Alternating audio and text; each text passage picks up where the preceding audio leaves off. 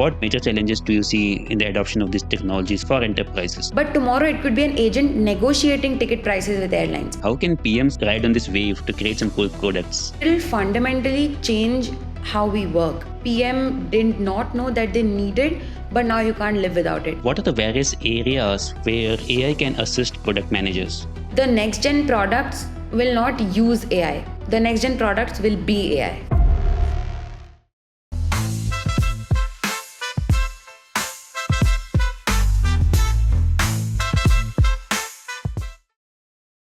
Hey guys, welcome to Better Engineering and Management podcast. Today we have Isha Sinha joining us to share with us how AI can help in better product management. Isha is an AI innovation strategist and product manager driving enterprise scale AI transformations at the intersection of technology, strategy, and human centric innovation. Isha, please welcome to the podcast. Thank you. Thanks a lot, Pradeep. Thanks for having me. I think it is one of the most pressing, if not one of the most trending topics that you have picked, and I'm glad that you've given me the opportunity to speak with you on this. Sure. Thank you, Isha. So, Isha, just to start with, what are the various areas where AI can assist product managers?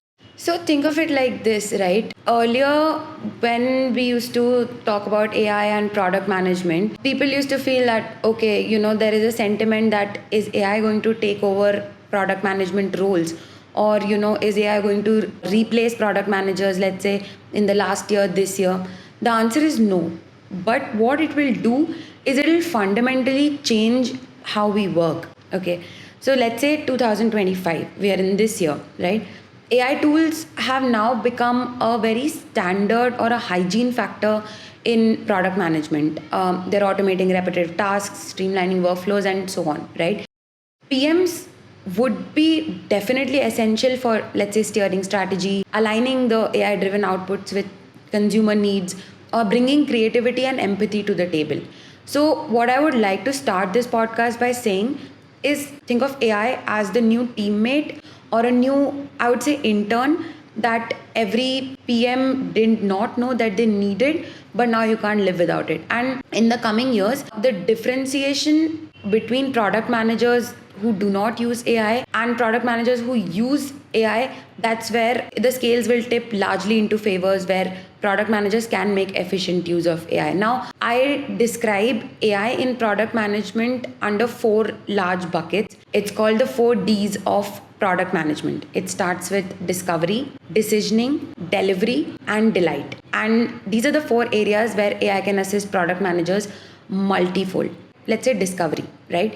AI is great at pattern recognition. That's how the whole journey started. So surfacing insights from, let's say, customer interviews, NPS scores. In fact, even if you have messy support ticket logs, AI is more than enough when you can use tools that can cluster the customer pain points and without me having to really manually tag hundreds of rows, right? So imagine the time saved and the insights gained. Then we look at decisioning, right? I would lean on AI to simulate outcomes where generative AI becomes a very, very important factor. Say, if I want to push a feature to only a cohort, what will the adoption look like?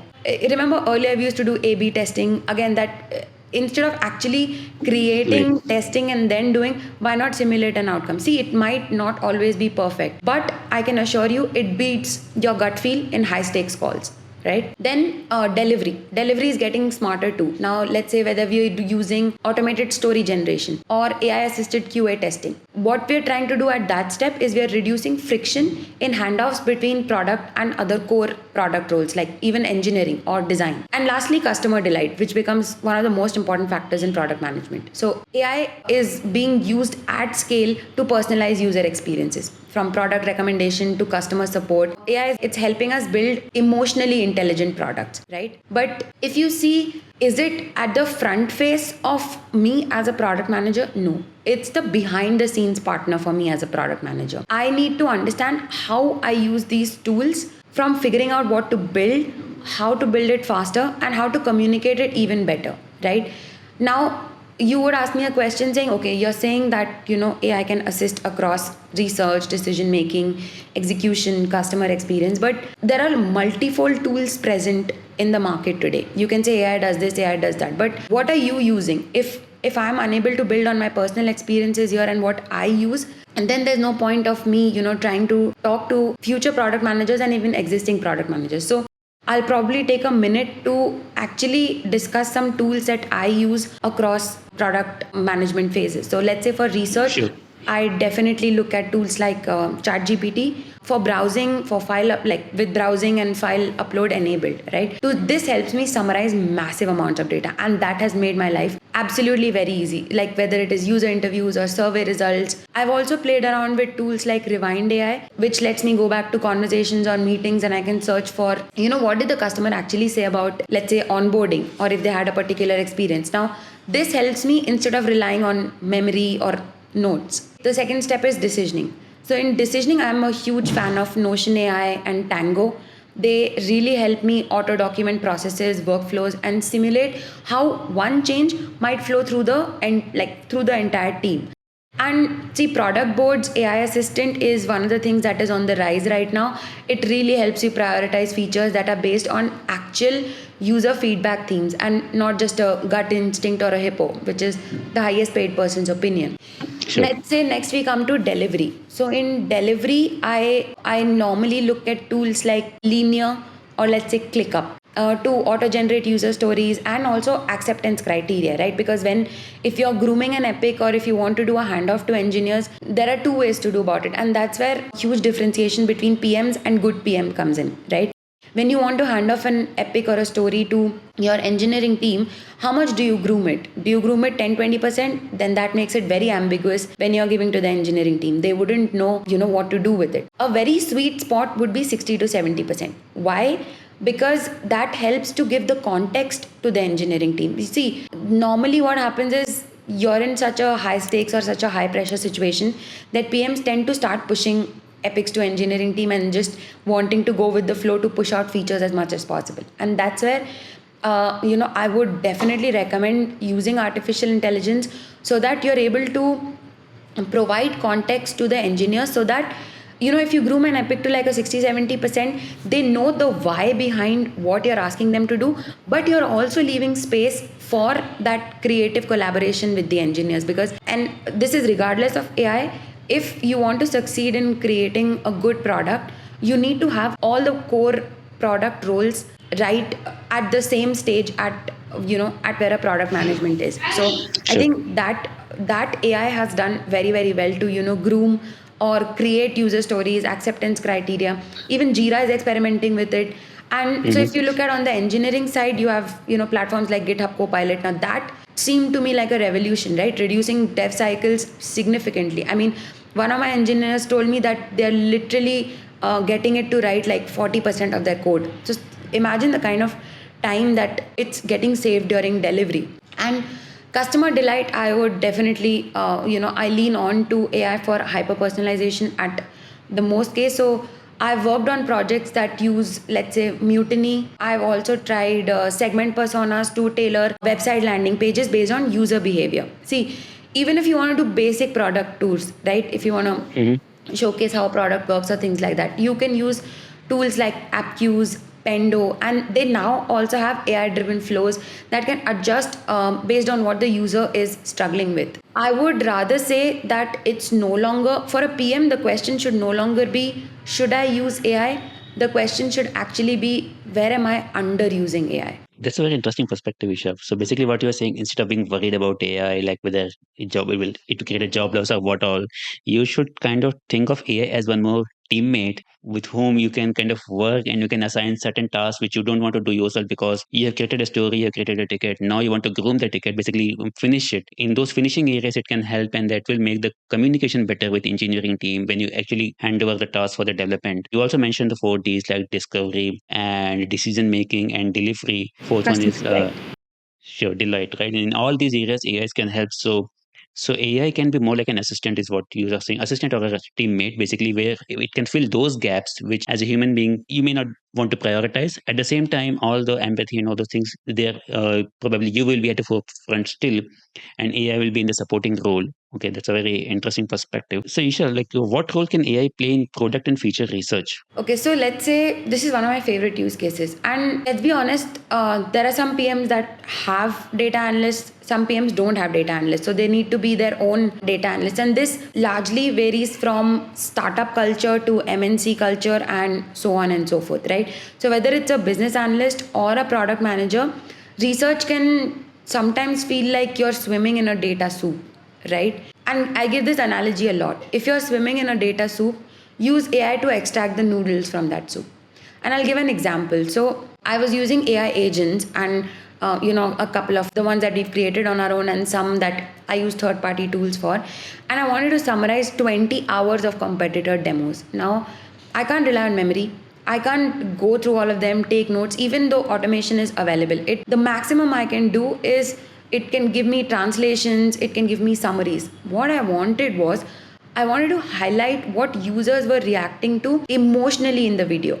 And that's what the AI agent gave me. And that is gold when it comes to research. What users are reacting to emotionally is customer empathy. When you're able to catch as a product manager, that's one of your biggest wins, right? I also use generative AI to test a lot of what if hypotheses before running real world experiments. So let's say I'm exploring a new AI feature, I would definitely ask it to simulate user journey or even understand what similar users asked for on Reddit or GitHub, right? So think of it that breadth of research that used to take 2 weeks or 3 weeks for me, I can do it in a couple of hours. And there are enough and more, LLMs available. You use tools like ChatGPT, Claude, Perplexity, etc. They are able to handle massive documents. I mean, I can upload user guides, churn feedbacks, roadmap decks, and get like synthesized summaries instantly. Think of it as having an AI analyst 24/7, right? Again, if I had to recommend some tools that I use for, I very, very strongly rely on ChatGPT and Perplexity to run, let's say, competitive research. It's faster and definitely more precise than a Google search, especially when I need to go 2 or 3 levels deeper on a product. For example, let's say I'm looking at how does Miro onboard enterprise teams. I would get links or I would just get a summary, but here I'm going multiple. It gives citations now, which is also very helpful for internal validation. Another very cool one I use is Ask Viable. Okay, it analyzes open-ended feedback like customer surveys or NPS responses and clusters them into meaningful themes. Now, if I did the same thing on an Excel, it would have taken me hours to do it. Now it's under 5 minutes, right? If I want to generate, let's say, feature summaries, you can use Whimsical AI. I can literally paste product documents and they create visuals or breakdowns that I can drop straight into a team huddle or a roadmap discussion. Let's say as a bonus idea, or like a bonus this thing, sometimes I just throw an open-ended idea into ChatGPT and say what are the potential feature gaps if I build a freemium AI tool for recruiters, and the answers are surprisingly nuanced. So AI helps to also surface blind spots that you might not have considered, let's say legal or bias issues, onboarding complexity, etc. So in research, definitely it's not just helping me research better or validate product ideas. It's helping me generate, validate, create, and definitely deliver on the data that I want to do at a level that I would not have, or at a level that would have taken me months or years to do. So definitely, it helps a lot in research. That's very interesting. So what you're saying is, since you have this ChatGPT kind of tools, you don't just do superficial research, but you can actually give all the guides and all the PDF files. Let's say you have some seminar related research material ready, but instead of going through and reading all those files and all those videos, hours of content, you can just give all that evidence. I mean, all this material to these tools, and they can summarize and give you a very kind of extracted view of that. So that will help you in better decision making. And you also mentioned very interesting point that often PMs are kind of charged with finding the customer gap, and these AI tools can also point to those particular sections of a video or research where customers face certain issues, which is, as you said, is a gold mine for for product managers, because that is what we want to target in our product features. You also mentioned a couple of tools which we can use, and like a Cloud API, Cloud, ChatGPT, and even for creating visuals. To kind of go a bit deeper on the same discussion, as you mentioned already, right? Product management often entails understanding customer needs and pains, right? Can PMs utilize AI to augment them in these understandings? You mentioned Oh, like in videos we can get those points, but what else can we do? And because this is the human part, right, where you generally sit correct. with the customer and you understand his pains and gaps, right? Absolutely. And I would say 100% PMs can definitely use AI to augment the understanding of customer needs and gaps. See, one thing I've learned over the years, and more so with playing around with AI, it's not always about more data. It's about the right interpretation of that data. And that's where AI actually shines. So I'll give you an example. I once fed 2 years of feedback data into an LLM, not just to summarize, but to generate personas based on pain points. And I got some very nuanced insights like this feature is confusing because onboarding steps are buried, not because the UX is poor. Now, that nuance I would have never caught, right? Okay. Because I would have a human bias, and that is generally what tends to, a lot of the times, what tends to hamper what I'm trying to say here is we as humans, and that's one of the biggest, as a PM you need to understand not just customer behavior but human behavior overall, right? I feel I could sympathize with you or empathize with you based on my understanding of your emotions, not your understanding of your emotions, and that's where it could lead to a difference. So now someone comes in with an unbiased opinion, as I said in the beginning, right? It's not 100% correct, but it's definitely better than a gut feel what a product manager would have about someone else's emotion. So when you have something which is unbiased, it that kind of nuance makes your fix 10x more effective. See, sentiment analysis today is getting very nuanced. You have emotion tracking models, right, that are already embedded into CX tools. So it helps me understand when users are frustrated and not just when they are giving a low score. Now that will help me change how we prioritize. See, as humans, our frustration levels are also different. So what could feel frustrating to a user, to me it might not be that, because I would be okay with that, or something to me that's, to another user that is highly frustrating, to another user it could just be, all right, I can let this pass. So that's what I said, that it helps to create that, AI helps to create that layer of unbiased opinion and emotion tracking. See, if you look at it like that, voice of the customer is also getting an AI upgrade, right? If you look at Observe AI or Gong, they are parsing sales calls and support calls to actually flag unmet needs and objections that we didn't consider. That is sort of like real time intelligence that people can do. I would say today, if you ask me to, is AI replacing product intuition? Not yet. What is it doing? It's making it sharper, it's making it faster, and it's making it more grounded in real voice of customer data. So as you said, and as I absolutely agree, if PMs are going to treat AI as tools that they have to their disposal, their life would definitely be much, much better. That's a very interesting point. So what you're saying is AI can definitely help in doing the emotion tracking, finding the pain points, and very interesting thing you said is like the AI will not have the biases which human beings have, right? So if we have certain information, certain knowledge, our perception can be biased based on that knowledge, whereas AI doesn't have any bias, whether it's human bias based on knowledge or based on past or based on data. So some of the observations which is capable of doing, probably we are not able to do. And also AI can process huge amount of knowledge based on the past and all. So you can use that knowledge plus this unbiased nature of AI to kind of quickly gain very deep insights and nuanced insights, as some of the examples that you gave, right? Very interesting. Moving forward, Isha, what are some of the AI first product ideas where product managers should pay special attention?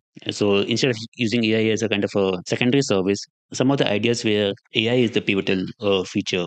So this is where it gets pretty exciting, right? We are seeing some or the other application of AI in the fold today. I mean, as of today, apps are you get end-to-end applications made. You use tools like Lovable, Replit, and you have no code complete solution available, and that's under minutes, right?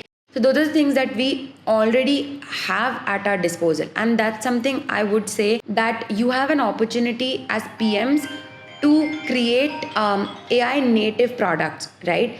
Things that wouldn't have been feasible even, let's say, 2 years ago. So, one big theme that I'm seeing is AI co pilots for, let's say, underserved industries. Think of construction managers, clinic owners, or think of supply chain supervisors, people who don't have a team of analysts or don't have a team of engineers backing them. AI assistants trained on their workflows can add massive value to them. I would say look at tools like Bardeen or Adept. They are already showing what AI co-pilots for underserved industries can look like. Second thing that I'm betting very very highly on are autonomous agent ecosystems. That is my absolute go-to. Instead of building one AI assistant, orchestrate a team of AI agents. For example, one agent fetches pricing data, another checks compliance, third sends the code to the client, all in real time. And my go to would be Landgraph Crew AI. They are enabling it right now. They are at the top of their game. If you get a chance to create autonomous agent ecosystems, definitely you need to try it out, because as PMs, think of solving the entire PDLC, right? Or think of solving the entire software development lifecycle. You just buy an agent with, you can create fully autonomous systems as well. It does sound again futuristic, but with a slight human in the loop, the amount of tasks that are automated would be upwards of 70 to 80%. So definitely do that, and PMs can then look at sticking to strategy, customer empathy, and other creative stuff. Other thing, I think one last thing that I also bet on, which again sounds futuristic, but is dynamic UI generation. See, with GPT-4 and let's say Claude, Perplexity now able to reason across documents, screens, and actions, I think we will see apps that build themselves based on what the user wants. Think of it as like a Canva for enterprise workflows, right? So if I was starting a company today, I would go deep into building AI agents for very high friction B2B tasks, procuring, onboarding, or legacy software migration. I think the ROI is just enormous there.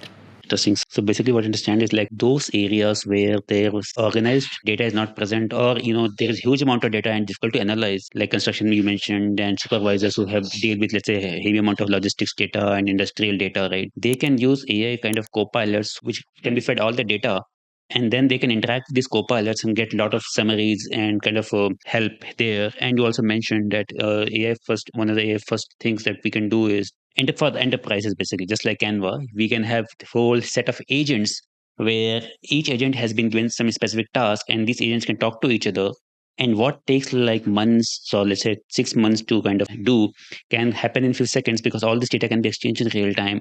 And this data can be very deep, like pricing, inventory, and sales. And then the PMs can come in and kind of supervise all these things and kind of craft these things in such a way that the value simply becomes multifold. Very interesting. I mean, I think all the viewers who are watching this, if you are guys are already doing something in this direction, do let me know in the comments, because this theme has came up multiple times where agentic AI or AI agents, we want to kind of start using them. Still, it has not been observed in the industry. It's still more in the discussion phase. So if some of you have kind of went deeper into it and what use cases you are using it for, do let us know. So moving on, an interesting question that comes often is like, can AI driven product features scale for enterprises? Or do you see any challenges there? Because when you use something like LLMs or agentic AIs, right, while they can process huge amount of data, there can be challenges regarding latency and all those things, right? Because they process huge amount of data all the time. And what major challenges do you see in the adoption of these technologies for enterprises, particularly where the scale is supposed to be huge? So AI driven product features can scale. I've seen them scale. What I would add here is that the journey is not plug and play.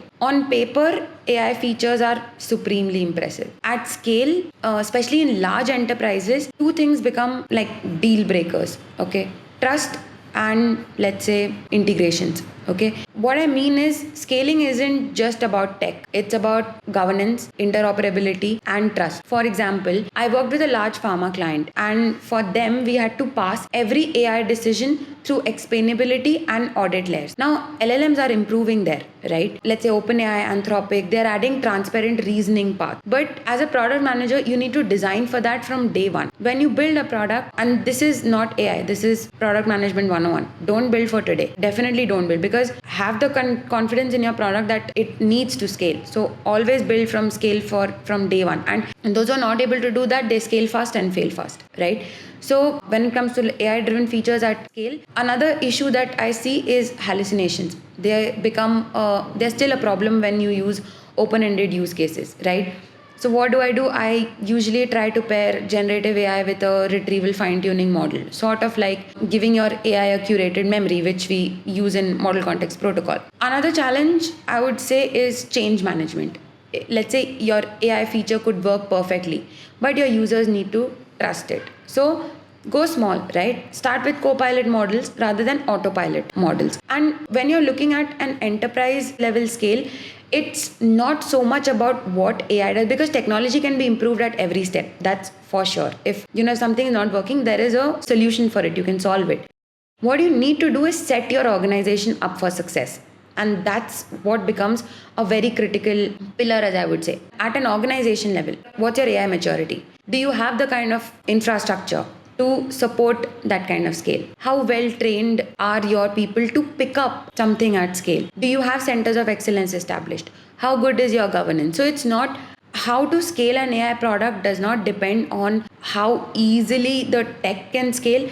It also needs to go hand in hand with how the organization is equipped to ingest that kind of scale. But if you see, the upside is massive, okay, especially with enterprise copilots. If you look at Salesforce Einstein or Microsoft Copilot or SAP Joule, which is gaining traction, enterprises should now expect AI features to come and not question them, because they are getting backed definitely by giants as well. So essentially, what you're saying is the scaling is essentially a technological problem, and like all technological problems, it will get solved because there is no other way. Scaling may not need to be worried much; it will happen over time. And when all these big enterprises like Microsoft, Salesforce, all these people are kind of taking interest in AI, they will also find a way to scale it. And already tools like Copilot and all those things are gaining traction, so they had no other option but to scale it. So scale is not a major worry. Major worry is essentially integration and trust. You also mentioned that depending upon the maturity of your organization, you should plan to use AI. So probably if you have good engineers who understand AI and you have good resources, then you will kind of start seeing the value earlier. Otherwise, you should probably think like how you can take baby steps where you're both learning and kind of utilizing the AI. Instead of planning kind of some big implementation based on AI, first you do a POC, make a small step,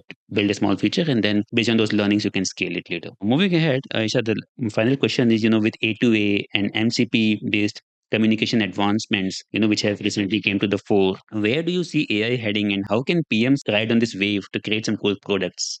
We've already entered a world where AI talks to AI more than humans talk to humans, right?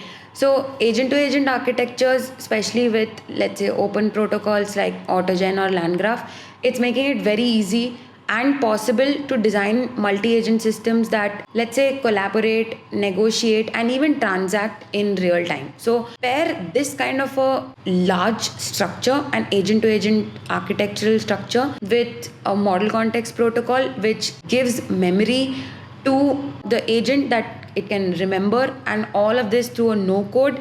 AI agents can operate across multiple applications and remember exactly what they're supposed to do and what they have to do. So I would put this in two ways, right? One is agent to agent architectures are solving a massive problem of like latency, right? When an agent to agent talks, they don't need natural language talks or converting speech to some other multimodal and then back, right? They can, in fact, if you've seen very recently, there was a video circulating which showed a hotel booking was done between a customer's agent and the hotel agent. So with that, they were able to bring down the latency also very low. They did not require multiple steps to do something like that, or convert to speech to text or text to speech and so on and so forth. So that brings down the level of complexity in a way higher, but also in a way lower, if you know what I mean, in that sense. That how does it bring it lower? That we don't need those kind of heavy lifting to speech to text or those kind of tools, but it does make it more complex when it comes to the technology of it. Now, model context protocol is something that I am very highly betting on. This helps non-tech PMs come into the fore, right? Can you build a product completely end to end using AI without any code? Yes. Can you get a product to a stage where you can show customers instantly what you're thinking? Think of it as a scenario, right? Let's say you're a customer and you come to me and you say that, this is an issue, or this is something that you want to do, or you're thinking of a new product, or you're starting a new business. Now, instead of taking weeks to get back to you with the first MVP or the first minimum lovable product, what if I did it like, what if I showed you, a solution POC or an MVP in the next half an hour? That's the stage that we have come to. So I would suggest to PMs, start thinking in ecosystems and not just features that you need to build today. See, let's say a travel planning app, right? Today it's an interface.